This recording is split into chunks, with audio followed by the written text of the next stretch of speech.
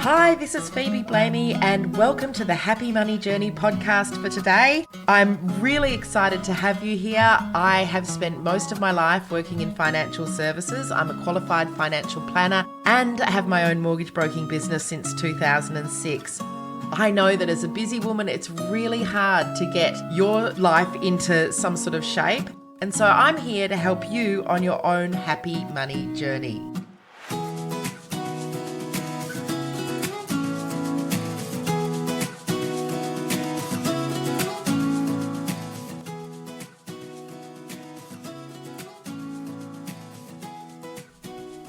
It's winter time, it's May, and this week is Mother's Day. So in this week's episode, what I wanted to talk about was our mums and some of the money lessons that we learn from our mums and some of the money lessons that we might have learned from other people's mums or those significant others in our lives. Now, take a moment before we start to just be grateful, because no matter what our relationship with our mother is like, just be grateful that because of them, here we are. And isn't that a wonderful space to be in? And also, let's be grateful for the lessons that they did teach us, even if some of those lessons were learnt by watching their own mistakes. Let's take a moment for all those mothers that are no longer with us, who we miss dreadfully, and those mothers that maybe are still with us, but we don't have the best of relationships with at the moment. So let's just moment for the mothers that we are, the mothers that we might want to be, the mothers that we've been to, if not our own children, their own pets or plants or whatever we've done in our lives. And let's just be grateful for that mothering instinct, that lovely nurturing instinct that we get from being our beautiful feminine selves. And I don't know about you, but my mother taught me many lessons about money and about how I live my life and about the choices that I had to make. And I could list them really nicely. One of them, I think, was always have enough for yourself. Always make sure that you're looking out for yourself, because I watched her make a lot of mistakes with money. And so I want to talk about that. I want to talk about how we then create our own money consciousness or our own money life. And I also wanted to dig a little deeper into that parent, adult, child dynamic that we have with our parents, but we also have around our own money and our own relationships. So that's going to be today's podcast. Listen in. I can't wait to dig a little deeper into this. So let me start with the very first lesson that my mother taught me about money. And it is that a man is not a financial plan. Now, that might seem harsh. That might seem a little too independent or whatever, particularly for a woman that I was then in my 20s or 30s.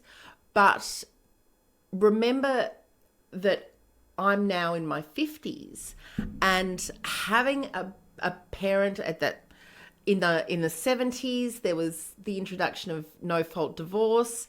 There was very little superannuation. Women had, in some states, only just acquired the right to inherit or own property without their husbands or their fathers. Like the change between the 50s and the 70s, so the change in my mother's generation did give women a lot more independence and could open a bank account for herself and all of those sort of things. However, when she was first working, she wasn't allowed to be married and be a teacher. She certainly wasn't able to be pregnant and be a teacher. And believe me, back in the day, there was no such thing as maternity leave. So we're talking about a very different culture, and we're talking about a very different system and setup. And the way that my mother's mother had worked was that there was always someone there backing you up. You didn't need to go out to work. You were looked after by your husband. We were very lucky to be from a reasonably middle-class background, so had a lot of wealth around us, and certainly my mother did, and grew up, private schools and all the lovely things, and beautiful house and university and an expectation that she would somehow go on and earn her own keep and her own living or have a part of a career. And she's ended up in teaching, and she's been teaching for many, many years. And during that time, she's done some very amazing things for the education department and within the school system.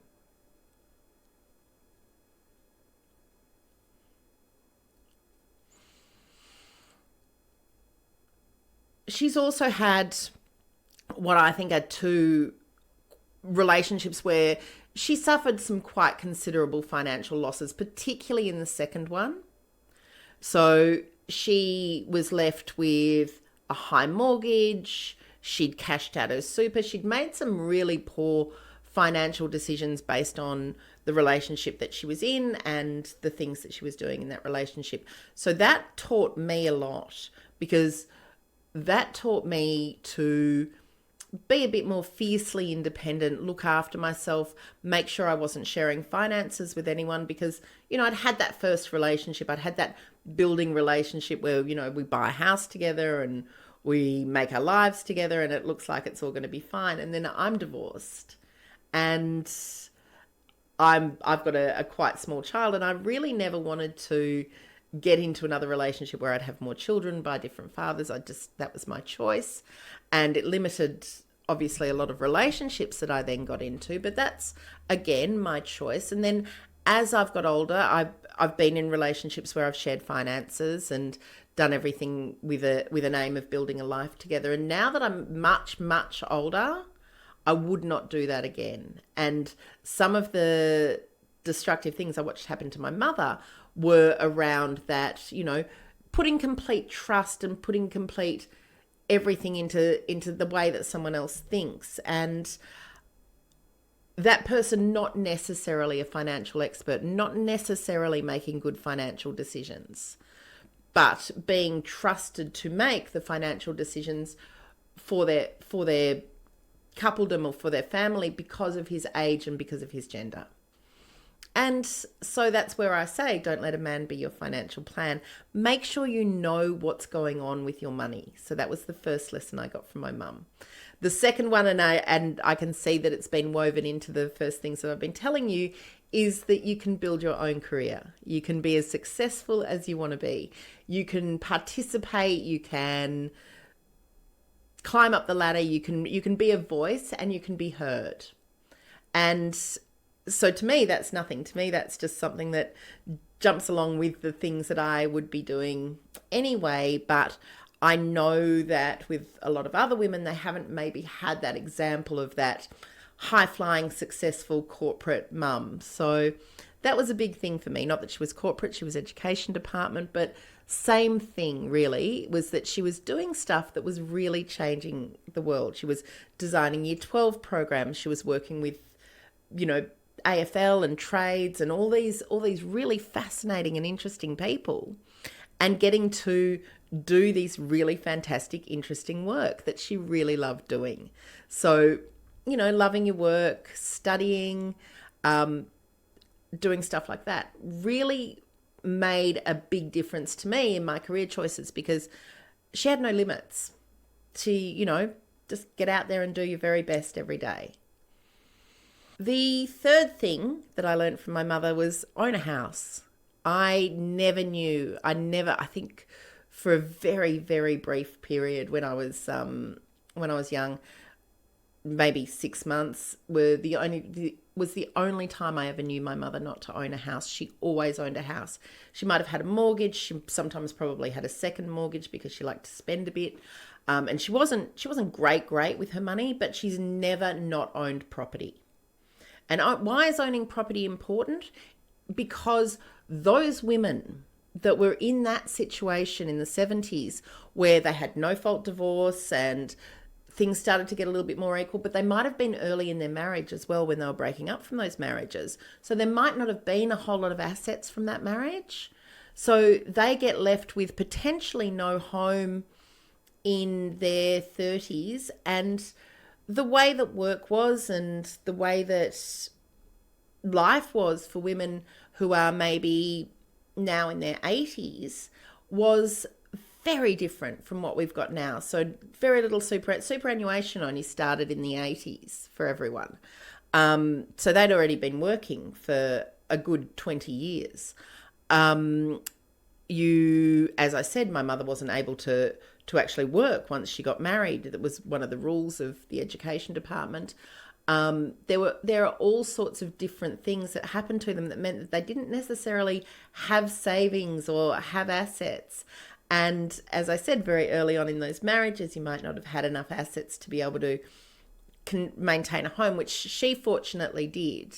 But as a mum, you want to protect your children, you want to do the best for them. That might be living in an area that you maybe can't afford. So we've got a whole lot of women in that age bracket that may have been long-term renters, that may have really never got to own a home. And owning a home, to me, makes you safe. It makes you certain. It makes you sure, because no one's ever going to come in and take that home away from you. You've got that forever. So one of the things I think is very important in our lives, and was certainly very important in her life, was making sure we had that stable foundation of home ownership.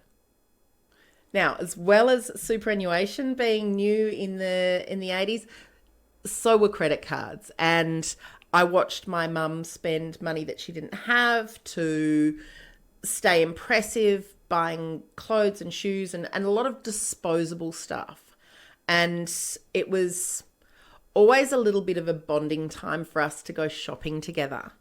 And so this is one of the things that she definitely gave me, was that shopping and doing that sort of stuff was a fun time. And that's certainly something that I've unfortunately given to my daughter as well. So that overspending on stuff that you may not be able to afford. And that's one of the things that we do in the Happy Money Journey book and in the program is, of course, we take that spending and we make it into a controllable amount, so that you're no longer going out and spending money that you don't have on things you don't need to impress people you don't like.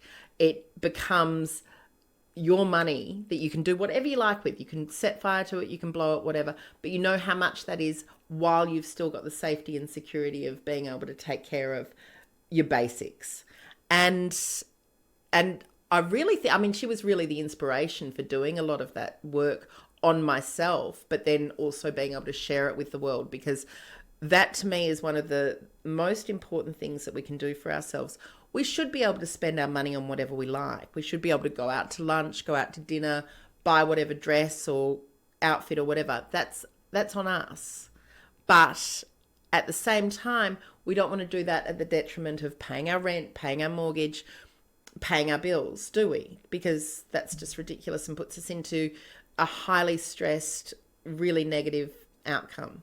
So taking care of our money, even when we're watching our mums make those mistakes, is really one of the fundamentals that I learned from my mum.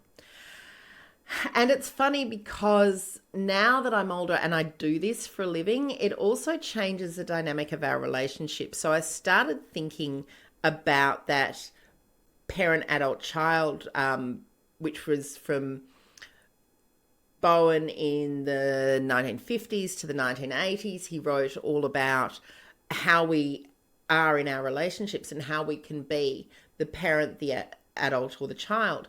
And the child is fun and free and has no consequence of action and lives very much in the moment.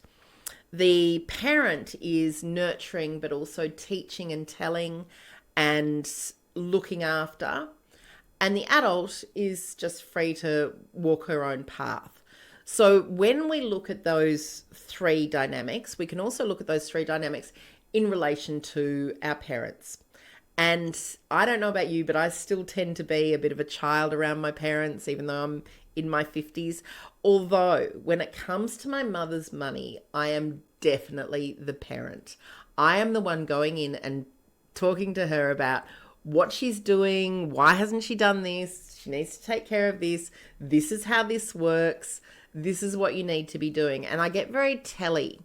And when you get telly with people, it never works, right? Because you've almost got to let them come to their own conclusions. Now, my mother's made some fairly poor financial decisions, and she's coming to the end of being able to make some of those really good choices. At the moment, she's still working. She refuses to take a pension. Stuff that I just cannot for the life of me get my head around. She cashed out her super when she was in her 50s to go and live with a chap in the country. She's just, we are the result of the consequences of our actions, right? However we find ourselves financially when we're old is because of how we've behaved financially when we're young. So I come in as this parent to her and start telling her what to do and wanting her to kind of up-level and adult herself. But she sits there, and I see this so often in women of that generation who just sit there and wait to be helped and don't necessarily stand on their own 2 feet and seek help, or they just expect everything's going to turn out all right. And so I guess what I'm really getting at here is if we behave around with our finances in that child pattern, then we're really never going to get into being able to make those small moves now that we're in our 50s that will actually take care of us when we're in our 80s. So what are some of the things that I mean by that?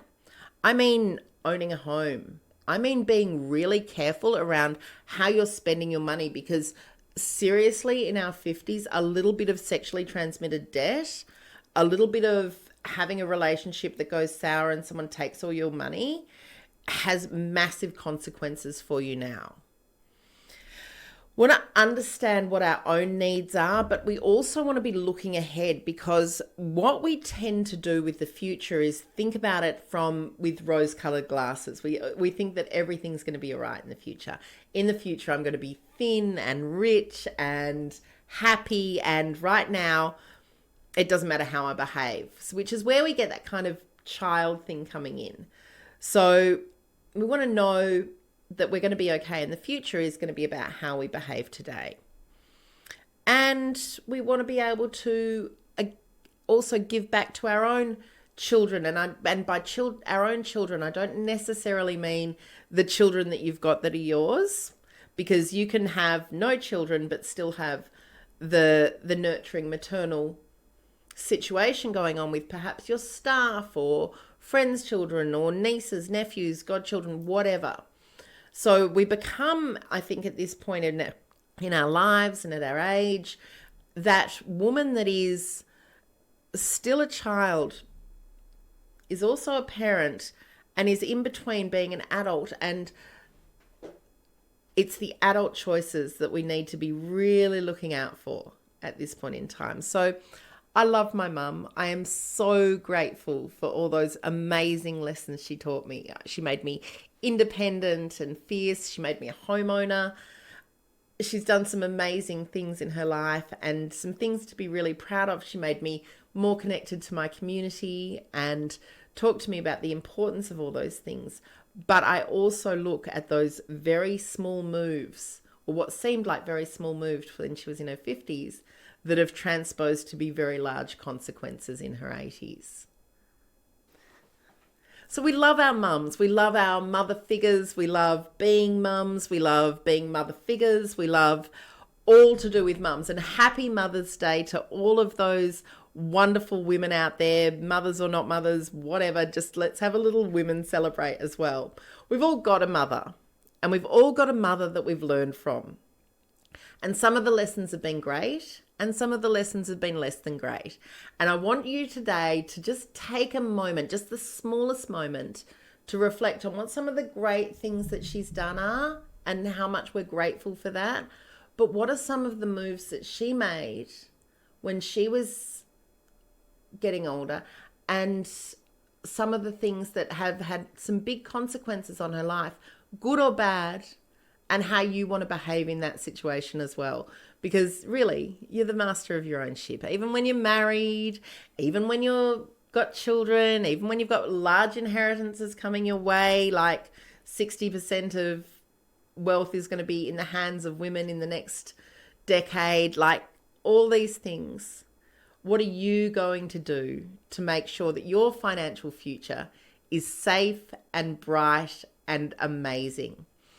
And to all the mums out there, happy Mother's Day. Have a great week and a great day.